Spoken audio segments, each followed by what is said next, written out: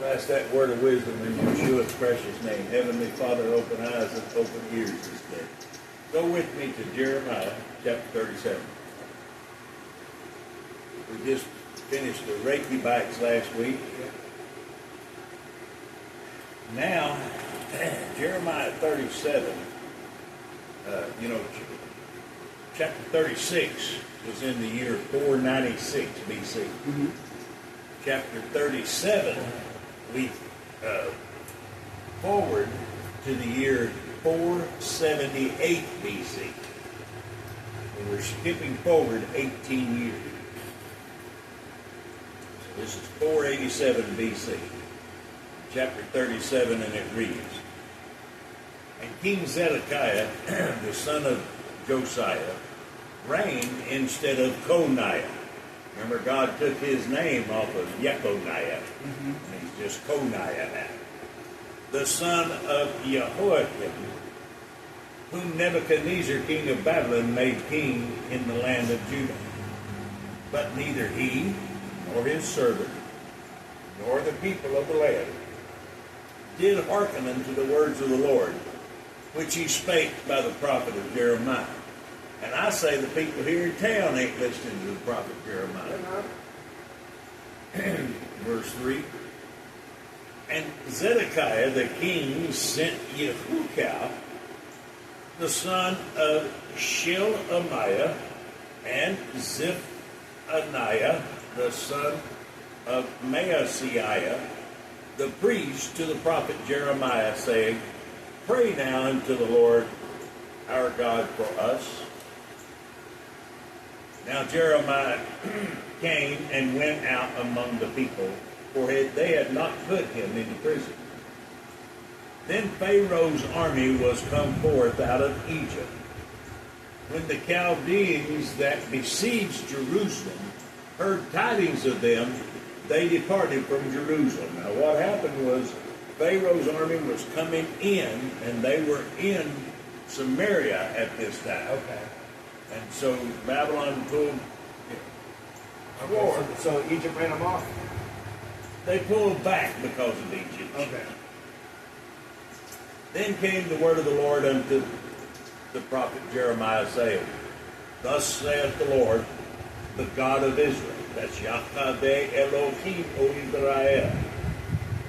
Thus shall you say to the king of Judah, that sent you unto me to inquire of me. Behold, Pharaoh's army, which is come forth to help you, shall return to Egypt in their own land. And the Chaldeans shall come again and fight against this city, and take it and burn it with fire. Thus saith the Lord, Deceive not yourselves, saying, The Chaldeans shall surely depart from us, for they shall not depart. For though ye had smitten the whole army of the Chaldeans that fight against you, and there remain but wounded men among them, yet should they rise up every man in his tent and burn this city with fire. God saying, if you wound them, I'll make their last act on this earth nothing but to burn this city. How about Jerusalem? Yes. And verse 11. Now, if you'll notice in verse 11, in some of your Bibles, it's a musical note. In the other parts of your Bibles, the number 11 will be larger than the other verse numbers. You see that? Mm-hmm. That's an indication that we are changing subjects or a new paragraph, if you will. And it came to pass that when the army of the Chaldeans was broken up from Jerusalem, for fear of the Pharaoh's army, that Jeremiah went forth out of Jerusalem to go into the land of Benjamin, to separate himself thence in the midst of the people. Now, what is in the land of Benjamin? Anathol. And the Anathols where Jeremiah's from. He's just returning home. That's all he's doing. Okay, he's just going home. And when he was in the gate of Benjamin, a captain of the ward was there, whose name was Ariah, the son of Shelemiah, the son of Hananiah, and he took Jeremiah the prophet, saying, Thou fallest away to the Chaldeans. Then said Jeremiah, It is false. I fall not away to the Chaldeans. But he hearkened not to him. So Ariah took Jeremiah and brought him to the princesses. Wherefore the princesses, or if you will, brought him to court, if you will.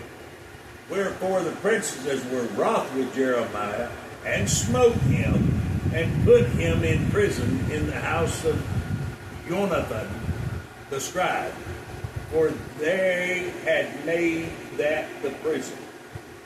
When Jeremiah was entered into the dungeon and into the cabins, and Jeremiah had remained there many days. This word cabins is a misnomer.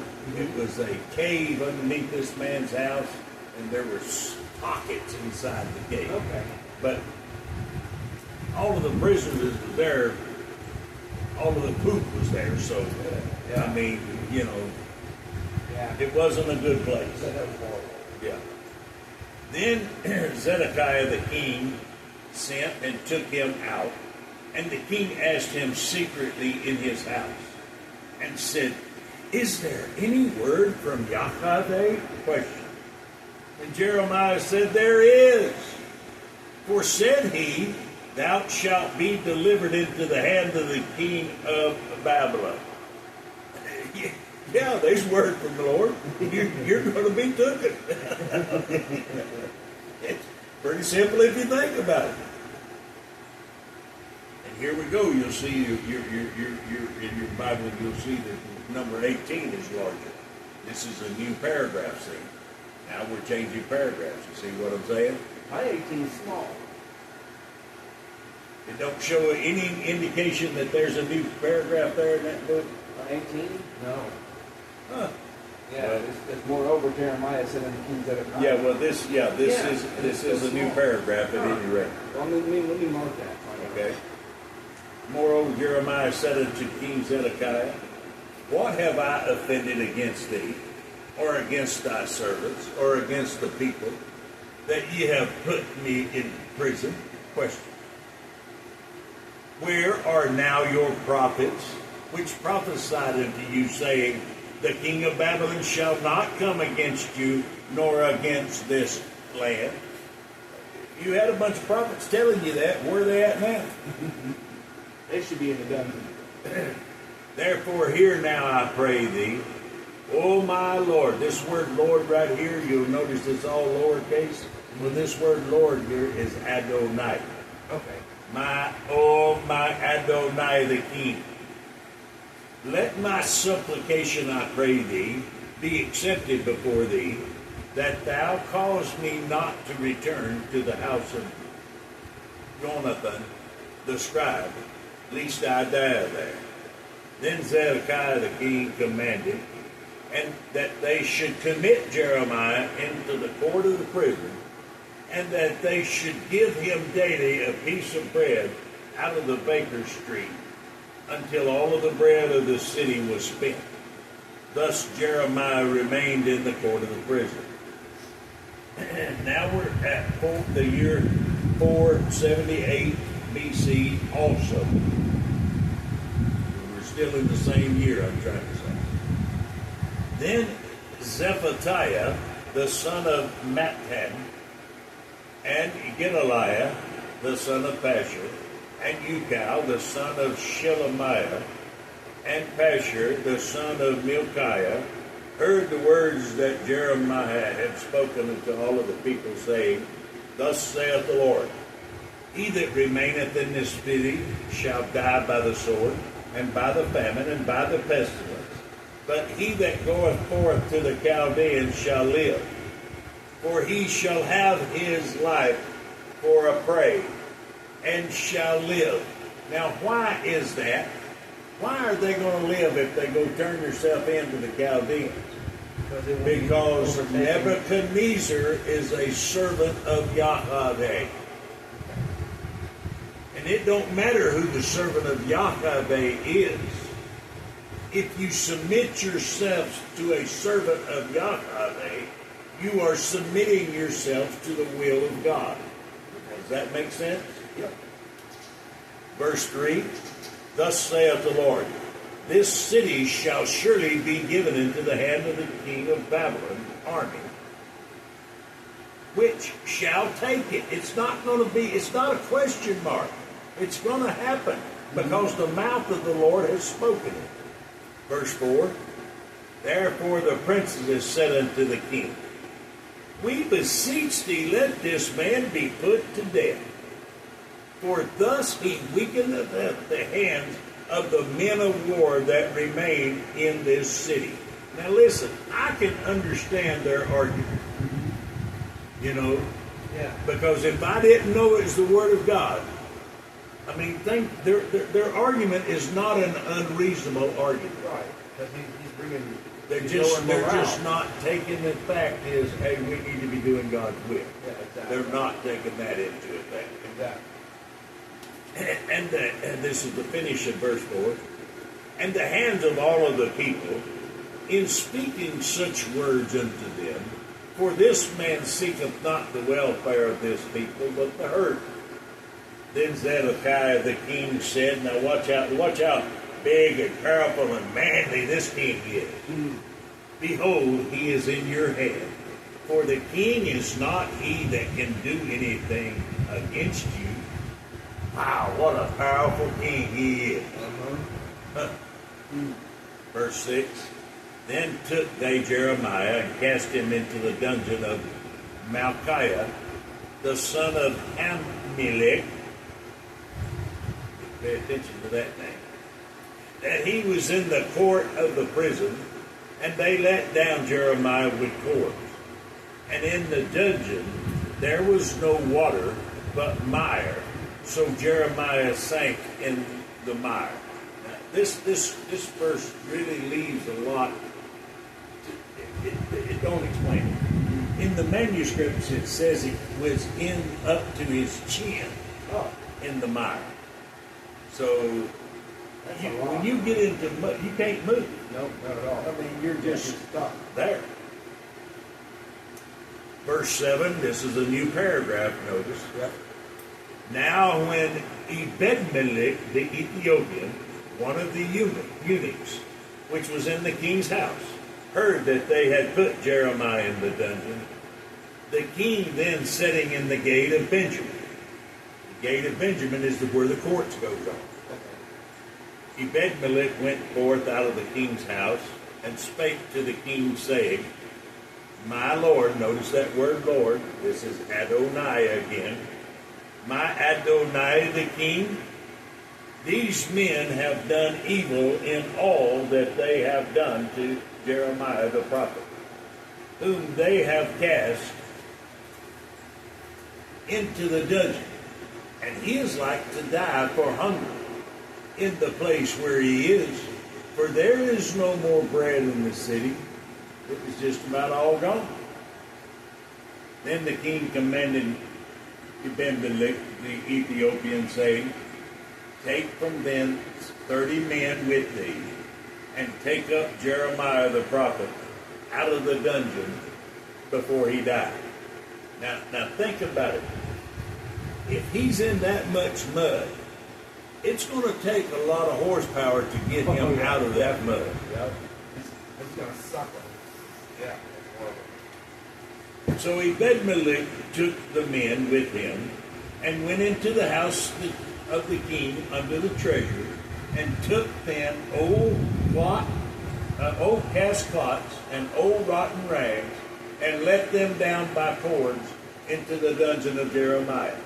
And Ebed-melech the Ethiopian said unto Jeremiah, put now these old cast clots and rotten rags under thine armholes, under the cords, and Jeremiah did so. He's got to put them under his arm, or that cord's going to, I mean, think about it, Dad. That rope would burn you up, man. Yep. You got to have something to protect yourself. Yep. Verse 13, so they drew up Jeremiah with cords and took him out of the dungeon. And Jeremiah remained in the court of the prison. Now we're starting a new paragraph. Right? Verse 14. Then Zedekiah the king sent and took Jeremiah the prophet unto him, unto the third entry that is in the house of the Lord. This third entry is one that Solomon built from the king's house to the Lord, so he could go in there without having to pass through the crowd. See what I'm saying? Okay. And the king said unto Jeremiah, I will ask thee a thing, hide nothing from me. Then Jeremiah said unto Zedekiah, If I declare it unto thee, wilt thou not surely put me to death? And if I give thee counsel, wilt thou not hearken unto me? Question.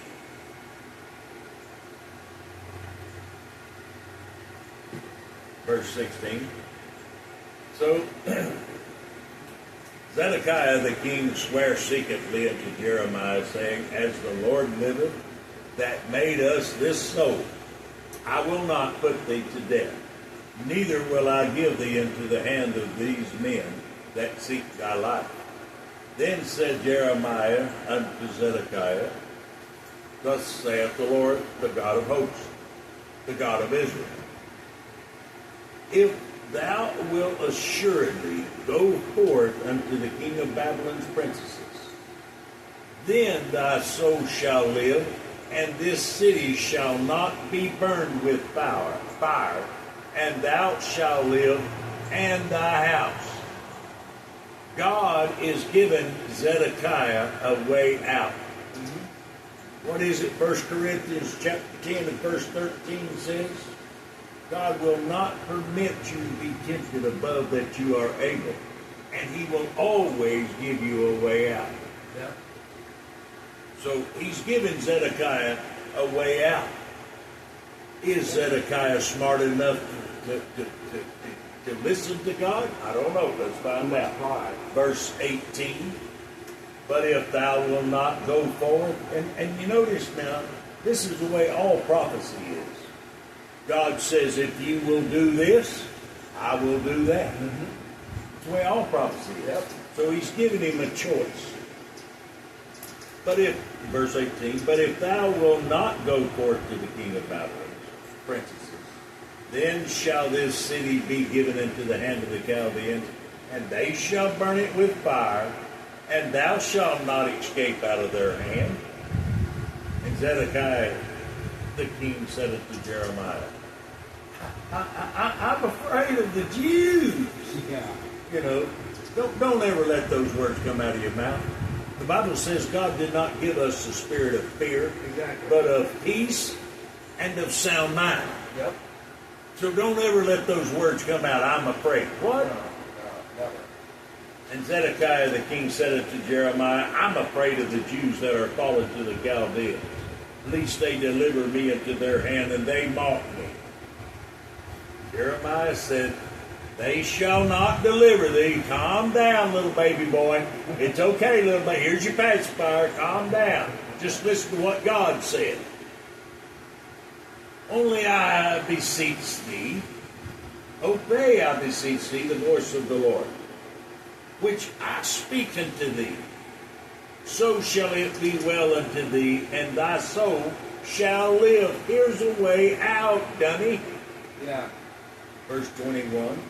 But if thou refuse to go forth, this is the word that the Lord hath showed me.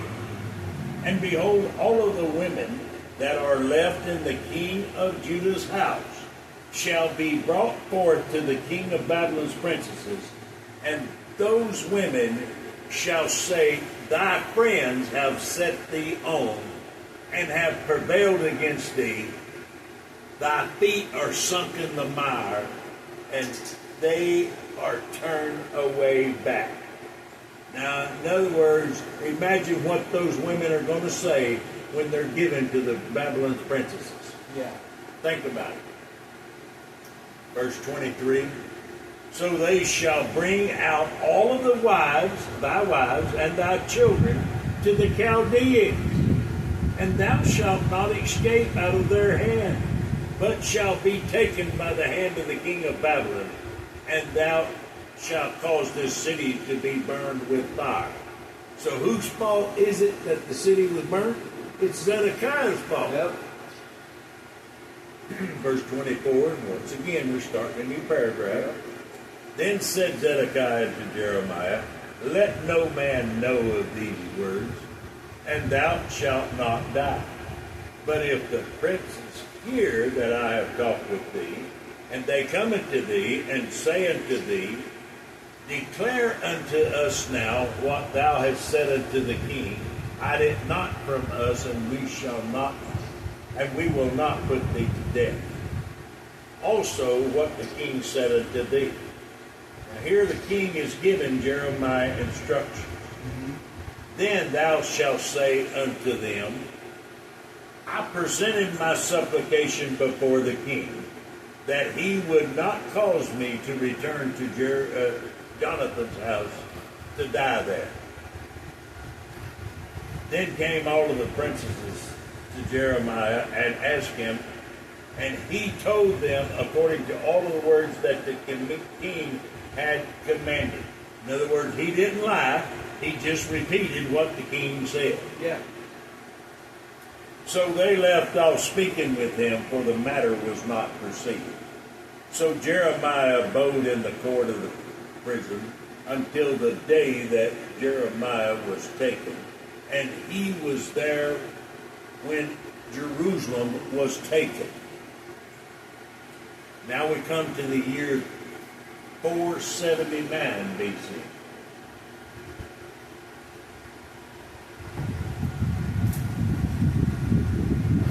And it reads, chapter 39.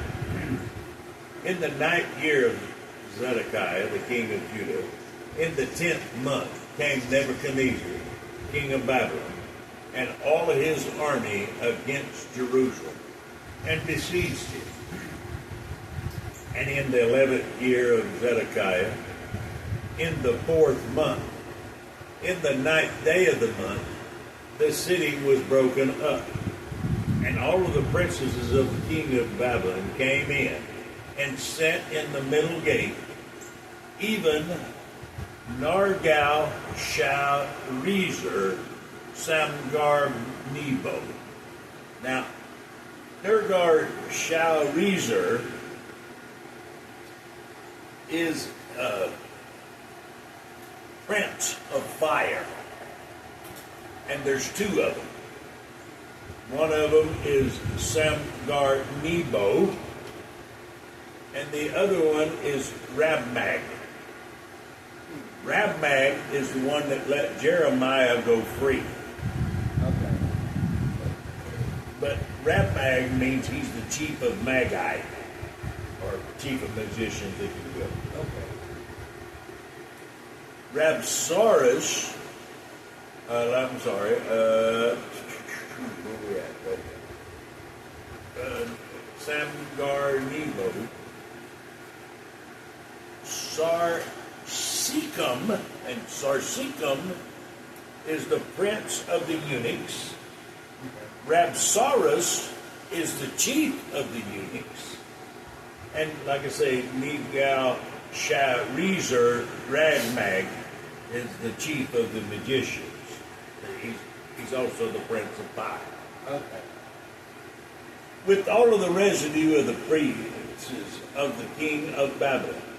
And it came to pass that when Zedekiah, the king of Judah, saw them and all of the men of war, then they fled and went forth out of the city by night by the way of the king's garden, by the gate between the two walls, and he went out the way of the plain. Now you remember, these are the walls that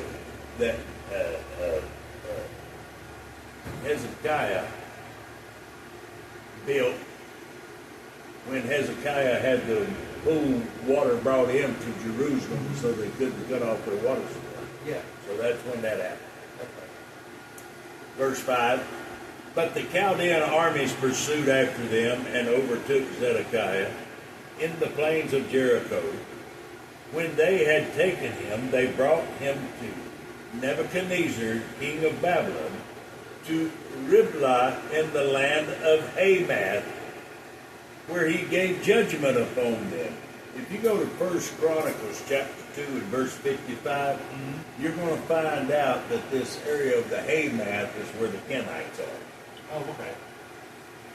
Then the king of Babylon, this is verse 6, slew the sons of Zedekiah in Riblah before the eyes. Also, the king of Babylon slew all of the nobles of Judah. Moreover, he put out Zedekiah's eyes and bound him with chains to carry him to Babylon. And the Chaldeans burned the king's house and the houses of the people with fire, and break down the walls of Jerusalem. Now, in another chapter, you're going to find out that they only burnt the houses of those people that worship Ishtar on their roof. That's the only houses that they burnt. They didn't burn all of the houses. Okay. Verse 9, we start a new subject. Then Nebuzaradan, the captain of the guard, this is, by the way, this is Nergal-Sharezer Rabmag. This is the same man. Okay. And his name is Nebuzaradan. The captain of the guard carried away captive unto Babylon the remnant of the people that remained in the city, and those that fell away, that fell to him with the rest of the people that remained. But Nebuzaradan, the captain of the guard, left of the poor of the people, which had nothing in the land of Judah, and gave them vineyards and fields at the same time. Now Nebuchadnezzar, king of Babylon, gave charge concerning Jeremiah. Now who is this? This is the king telling the people. Mm-hmm. And he gave commandments to Nebuzaradan, the captain of the guard, Rabmaga again. Take him and look well to him, and do him no harm. But do unto him even as he shall say unto thee. So Nebuzaradan, the captain of the guard, sent. And Nebuchadnezzar, Rabsaris, and Nergal-Sharezer Rabmag, and all of the kings of the Babylon's princesses, even they sent and took Jeremiah out of the court of the princes, and committed him unto Gedaliah, the son of Ahikam, the son of Shaphan, that he should carry him home, so he dwelt among the people. Now the word of the Lord came unto Jeremiah when he was shut up in the court of the prison, saying, Go and speak unto Ebed-Melech the Ethiopian. And listen, this prophecy right here still holds today. So listen to it. Go and speak unto Ebed-Melech the Ethiopian, saying, Thus saith the Lord of hosts, the God of Israel, Behold, I will bring my words upon this city for evil, and not for good, and they shall be accomplished in the day before thee. But I will deliver thee in that day, saith the Lord, and thou shalt not be given into the hand of the men of whom thou art afraid. For I will surely deliver thee, and thou shalt not fall by the sword, but thy life shall be for a prey unto thee, because thou hast put thy trust in me, saith the Lord. What does that mean, a prey unto thee? It belongs to you. The word prey means a prey is what you take in battle. Okay, That's the prey. Okay, So I got it. this is your reward. Okay, I've never heard it put that way, but like hunter and prey, the prey. There you Okay, go. I got you. Now we're at year 477 BC in chapter 4. 477. 477 BC.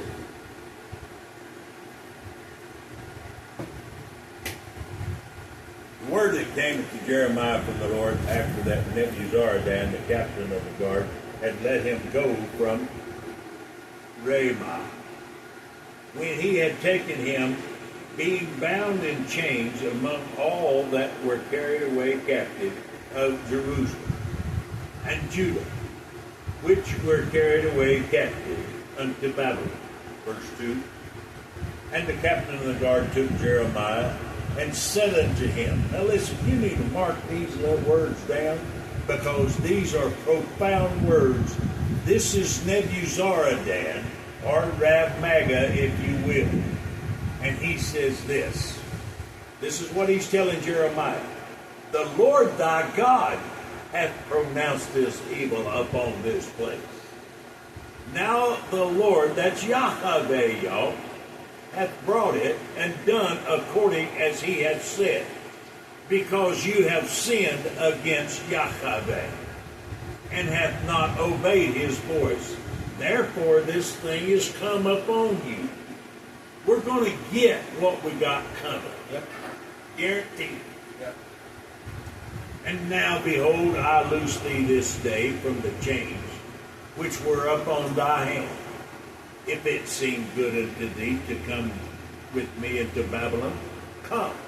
I will look well unto thee. But if it seem ill unto thee to come with me into Babylon, forbear. Behold, all the land is before thee. Whither it seemeth good and convenient for thee to go, thither go. Now while he was not yet gone back, he said, go back also to Gedaliah the son of Ahiakim, the son of Shaphan, whom the king of Babylon hath made governor over the cities of Judah, and dwell with him among the people. Or go wherever it seemeth convenient unto thee to go. So the captain of the guard gave him victuals and a reward, and let him go. Gave him food and money, and let him go. Now, the amount of money that they gave Jeremiah is actually staggering. Really? If you, well, that's a different study. We'll get into that before the book is finished.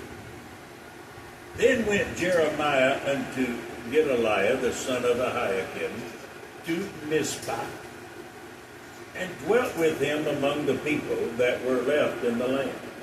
Now when all of the captains of the forces which were in the field, even they and their men, heard that the king of Babylon had made Gedaliah the son of Ahiakim governor in the land, and had committed unto him men and women and children, and of poor of the land, of them that were not carried away captive to Babylon.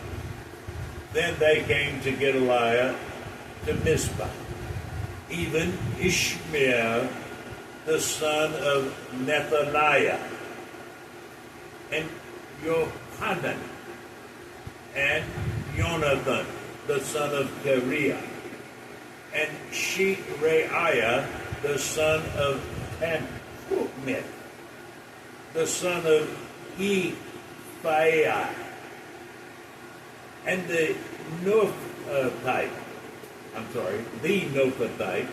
and Jeremiah the son of Maachathite, they and their men. You need to sharpen up and listen when you hear people's names. Some names just seem like they're out of place. Yeah. Pay attention to that. Okay. And Gedaliah the son of Ahiakim, the son of Shaphan, swear unto them and to their men, saying, fear not to serve the Chaldeans, dwell in the land and serve the king of Babylon, and it shall be well with you. As for me, behold, I will dwell at Mizpah to serve the Chaldeans, which will come unto us. But ye, now this he's talking to the group, gather ye wine and summer fruit and oil, and put them in your vessels, and dwell in the cities that you have taken. And now you can imagine, because most of the people had been taken captive and taken to Babylon, then there was many houses, there was many vineyards, there was much wheat in the field, there was a lot of work to do. All you had to do was just go, you didn't have to do nothing to go get the food and store it up for yourself. Start canning and make it, get ready for winter. There you go.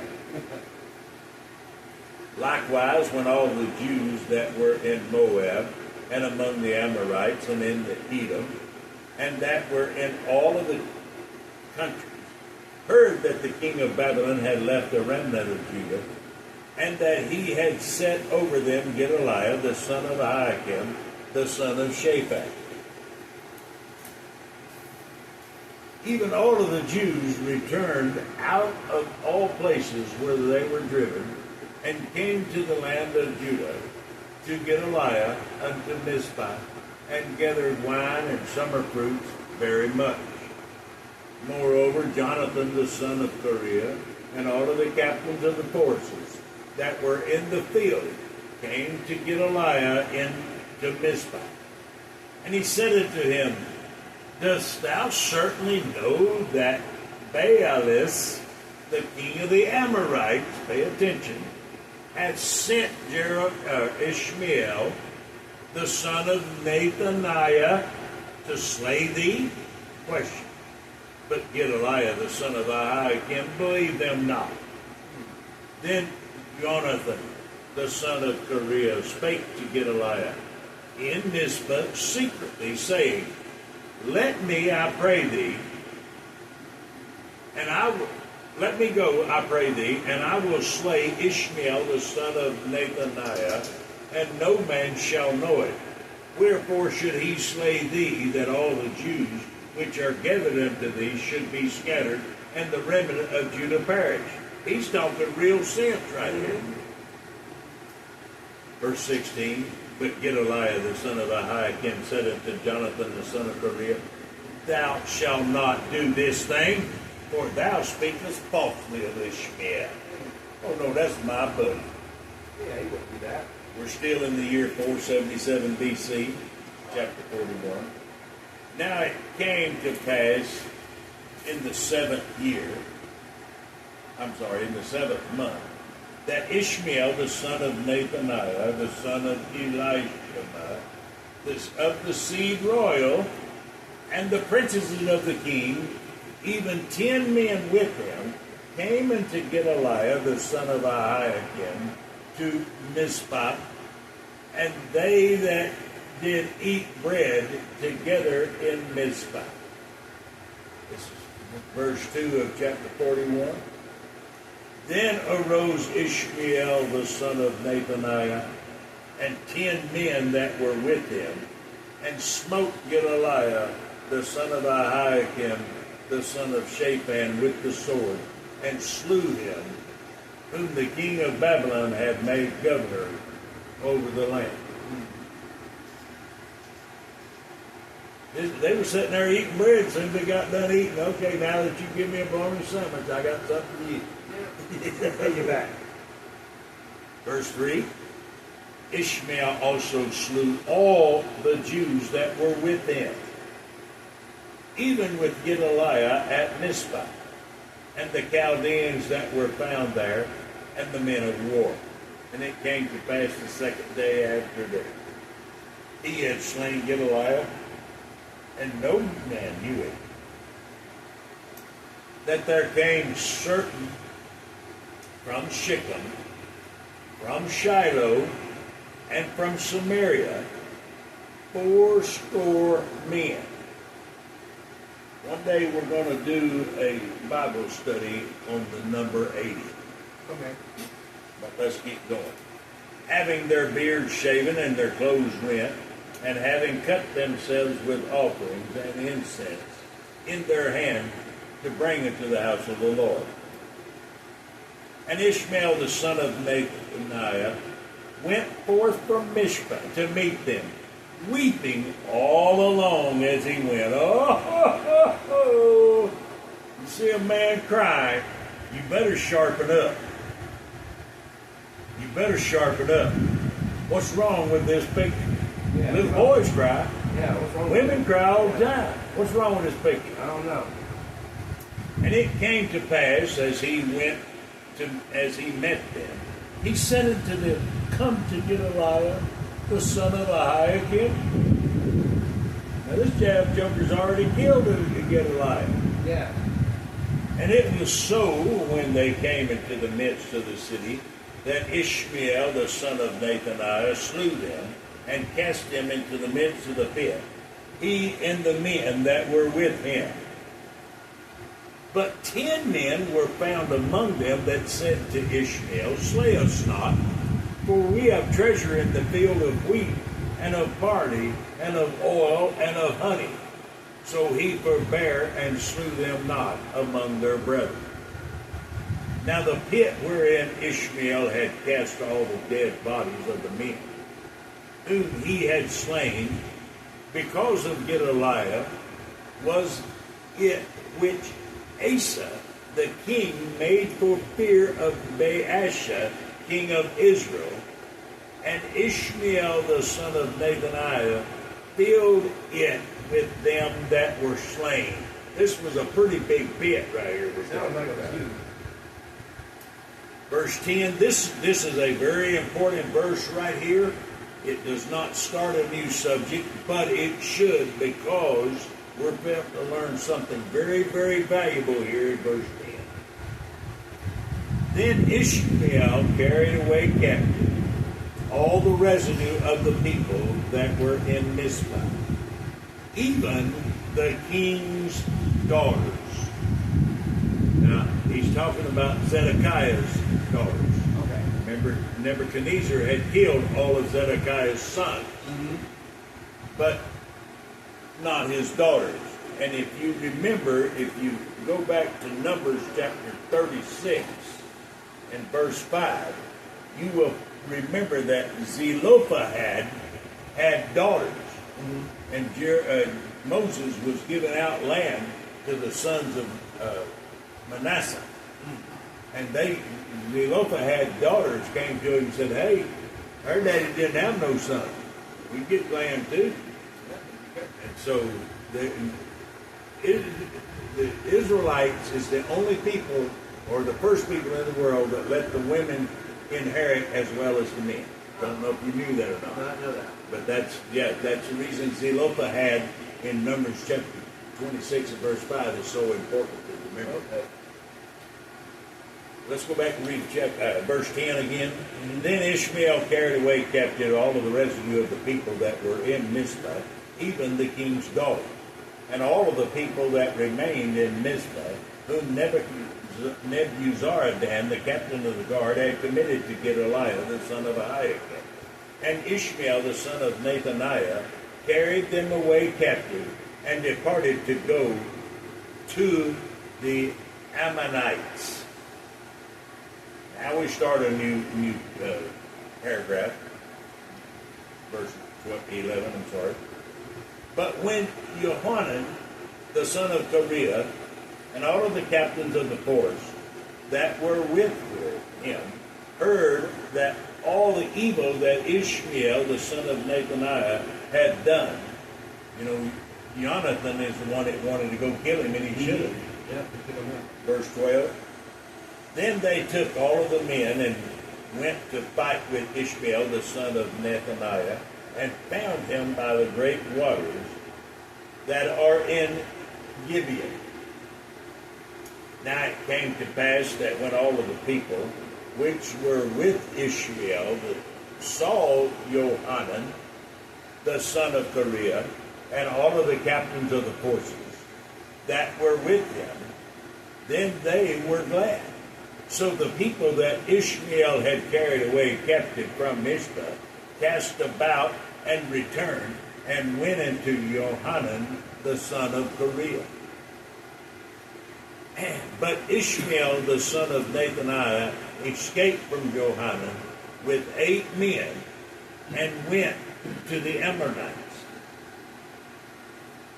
Then took Johanan, the son of Kareah, and all of the captains of the force that were with him, all the remnant of the people whom they had recovered from Ishmael, the son of Nethaniah, from Mizpah, after that he had slain Gedaliah, the son of Ahikam, even mighty men of war, and the women, and the children, and the eunuchs, whom he had brought forth from Gibeon. And they departed and dwelt in the habitation of Chimham, which is by Bethlehem, to go to enter into Egypt. because of the Chaldeans, for they were afraid of them, because of Ishmael the son of Nethaniah had slain Gedaliah the son of Ahiakim, whom the king of Babylon had made governor in the land. We'll leave it there for today. May the Lord bless you and keep you. May the Lord make his face shine on you and be gracious unto you. The Lord lift up his countenance up unto you and give you peace. And I sure hope you got something out of it. I did.